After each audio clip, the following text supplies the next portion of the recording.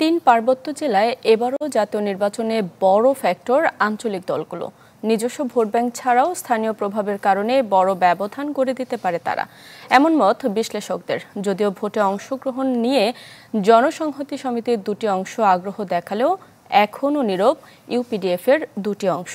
জিয়াউল হকের রিপোর্ট। সবুজ পাহাড়েও লেগেছে ভোটের হাওয়া। পার্বত্য চট্টগ্রামে সংসদীয় আসন ৩টি, যার প্রতিটিতেই ইতিমধ্যে প্রার্থী ঘোষণা করেছে বিভিন্ন রাজনৈতিক দল।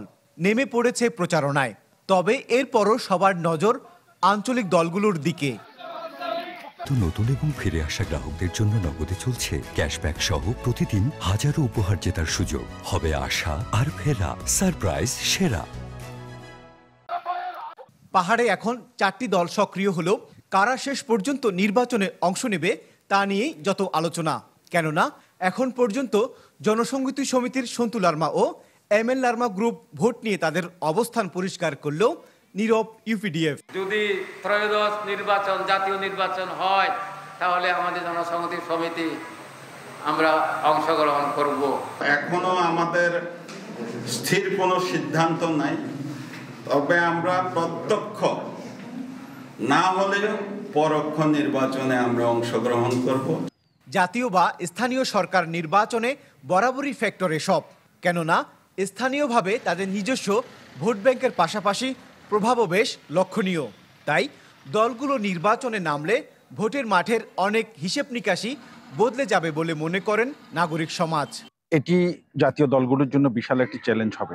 কেননা আমরা 2014 সালে দেখেছি আঞ্চলিক দল থেকে স্বতন্ত্রভাবে জাতীয় সংসদ সদস্য নির্বাচিত হয়েছেন এবং এর পরের বারও তুমুল ফাইট দিয়েছেন। আঞ্চলিক দল নিরঙ্কুশ সংখ্যাগরিষ্ঠতা পাবে এরকম মনে হয় না, তবে ভোটে অবশ্যই তো প্রভাব পড়বে।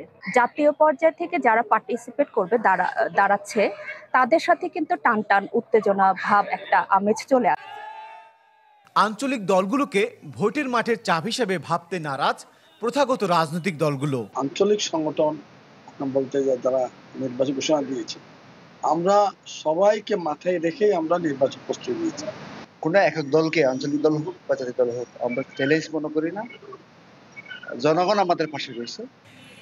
আগের 3টি নির্বাচনে রাঙ্গামাটি ও খাগড়াছড়ি আসনে স্বতন্ত্র পরিচয়ে প্রার্থী দেয় জনসংহতি সমিতি ও ইউপিডিএফ। এর মধ্যে রাঙ্গামাটি আসনে একবার জয়ী হন জনসংহতি সমিতির প্রার্থী। জিয়াউল হক, চ্যানেল 24, রাঙ্গামাটি।